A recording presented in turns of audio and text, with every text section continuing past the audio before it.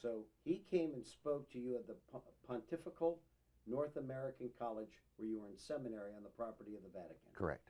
Your father tells you always go up and ask the person who's speaking some questions. Right. Worst they can say is no. Right. Pick up the story from there, Father. So I went up and I said, welcome, and my name is, and I am from, and I'd like to know if you and your wife would like to go out to dinner tomorrow night, if I can get some of my buddies from here. And he's like, yes. I said, but that's fantastic. We'll meet here in the lobby at the seminary at X hour tomorrow. So I got a buddy of mine who was had been in law, was a lawyer. Got a buddy of mine who was a college professor, and a couple others. There were about 6 of us total. So we all went to a very nice restaurant in the part of Rome called Trastevere, and it was a very nice restaurant. And I'm assuming, because they know in the seminary we have no money, that of course they will pick it up.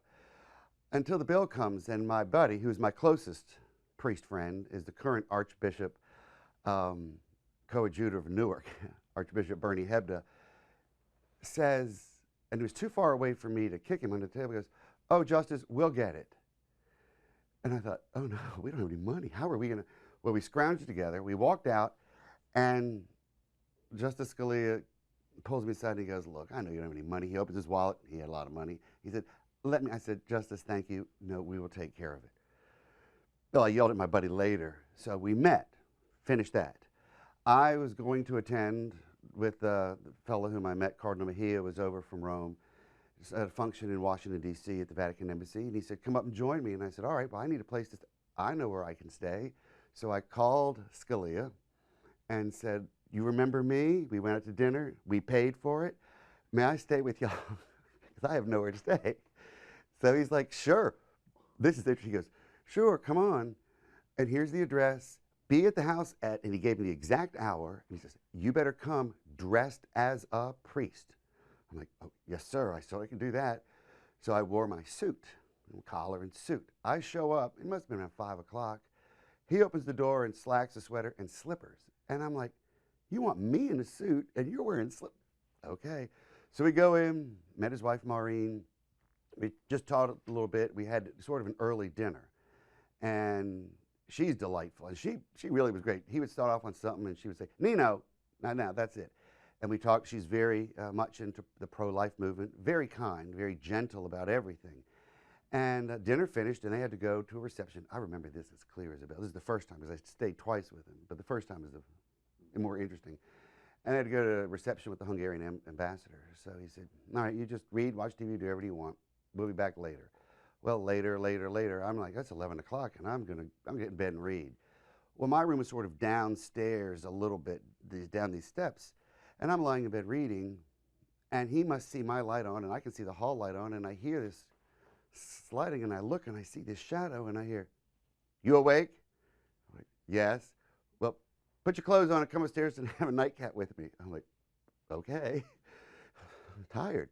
Go up. We have a nightcap. I start asking him all these questions. He goes, it's on the docket, can't talk about it. It's on the docket, can't talk about it. I'm like, well, what can you talk about?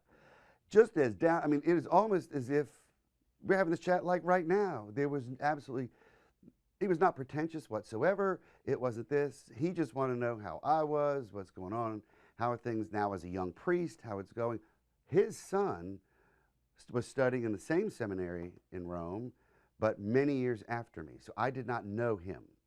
Because out of the 9 children that he and Maureen have, one of them is a priest. But again, he's much younger than I am. But we had a wonderful, and then to bed, up, and then off. I stayed one more time with them, and that was very quick because they were just had dinner, and then thanks, yes. We kept in touch via postcards for a while, or Christmas cards rather. And then it just kind of, I was transferred to another parish, and then things get going, and I stopped sending a lot of stuff. But he was already a justice of the United States. Oh, he certainly, yes. And then while... Did it surprise you that you were able to get such access? I mean, it's really an extraordinary story. That you went up bold enough and said, we want to take you out. He appreciated that. You needed a place to stay. So you very presumptuously, I think, called him and said, hey, remember me? We paid for you for dinner. Can I spend that night with you? Sure, come on over. You got to be kidding me. No, it was just... that people know me say, typical. But see, I'm half Italian, he's Italian, so you see this is blood that works that way. And my father, I But told my dad, and he's like, oh. I mean, what a story! Because you had the guts to introduce yourself. That's what. That's It where came it down started. to. Yes. And it shows his magnificent generosity because it was an easy blow off. I'm busy. I'm busy. Who? Well, one other time, I took some take your call and then to say sleep. Come over and sleep at the house. Another time, I completely forgot about this. There were a group of students from Roanoke Catholic High School that were going to D.C., and I said, well, let's go. I'll go with you, some field trip or whatever. And I said, you know what? They had free time. And so these group went here, and there were about 4 or 5 of the students, and I said, I have an idea. You want to go see if we can get into a Supreme Court justice office? They're like, that'd be cool. I called him up, and he said, come on. He was in.